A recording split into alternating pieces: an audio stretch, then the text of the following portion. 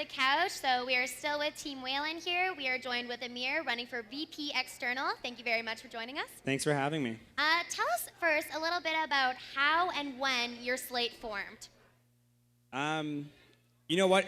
That's actually a really great question. It was really an organic thing. It just came together. We all have very similar passions, very similar views, and we just saw an opportunity to work together to do what we had all wanted to do alone. But each of us, the three of us, came together to do what each of us couldn't do alone. And so I really like that, Pat, for example, has this incredible experience with the administration fighting for students. Sam is probably the person who is the expert on the services, and I am very passionate about student engagement and working from the grassroots. And I think all of these things came together really organically to create what we think is a pretty great slate. Awesome. Amir, if your slate is elected, what do you think is a realistic deadline for you to try and get tuition deadlines extended at Western? Do you think that's something that you could get done for next academic year, or is that a long-term goal?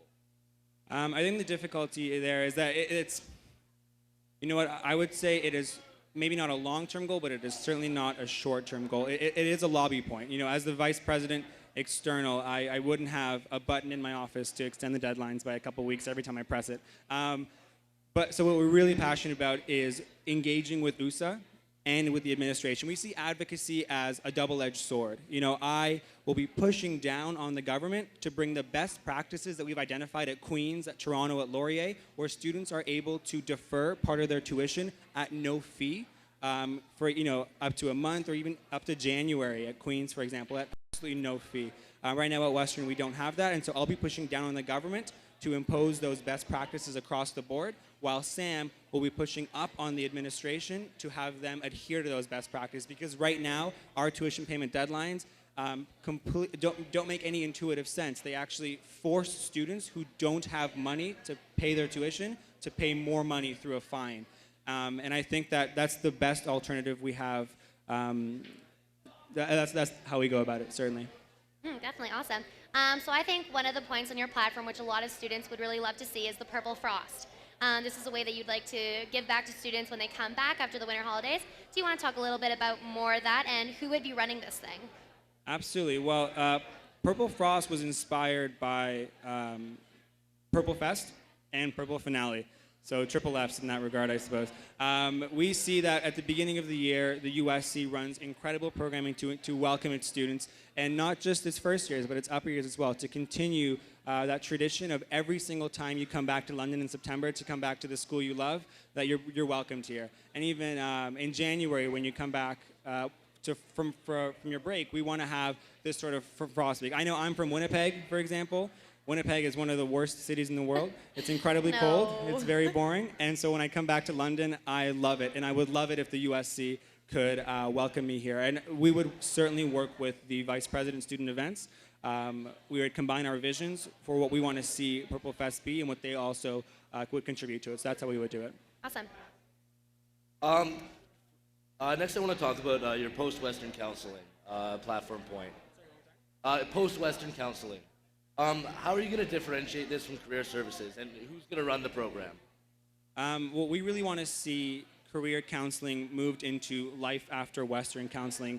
We've really identified that students are no longer just leaving university and going to become responsible tax-paying adults with mortgages right away and with careers right away. That's certainly not what happens anymore. We are increasingly seeing students go on to grad school. We are increasingly seeing them take internships, start up their own businesses, and create their own jobs.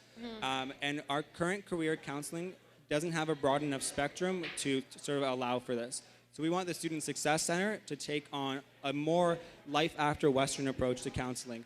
Right now, when we see, for example, with grad school applications, it is very difficult to figure out what kind of grants, scholarships, funding you need before you even get to the application process, which differs at every single school. Right now, we don't have that consolidated service to allow students to really understand everything they need. So we would certainly work with the Student Success Center to broaden the scope of the current career counseling to more adequately reflect the reality of post-grad life for Western students. Definitely sounds like a great initiative. Is there anything else you'd like to add about your position, what you personally would like to see done next year? Absolutely. Something that I'm really passionate about is engaging at the municipal level. I think that we've done a lot of great work at the provincial level and some really good stuff at the federal level, but has not really been much engagement at the municipal level. We sit on the town and gown committee, sure, but that's not really enough. What I really want to see done is the creation of a London youth lobby. We have tens of thousands of students at Western, thousands at Fanshawe, and even more high school and Catholic school students in the city. So when our needs converge, we can come together in a huge organized lobby across many wards and engage with the city staff, engage with the police chief to address Project Learn with the force of thousands of students behind us as opposed to just one person at a table. So what I really want to see is the London Youth Lobby created, because right now there really isn't anything at the municipal level to advocate for students. We do have the Youth Advisory Council, but that really isn't able to advocate for students because it doesn't have its own funding, it's not arm's length from the city, and it doesn't have the resources. So we really want to see the USC use its sort of resources and ideas and time to advocate for students by partnering with other students in the city. That's awesome. Well, thank you so much for coming. Good luck in the rest of the race. Thank you so much for having me. All right, guys, stick around. We have Team Ashley who will be up here in just a second.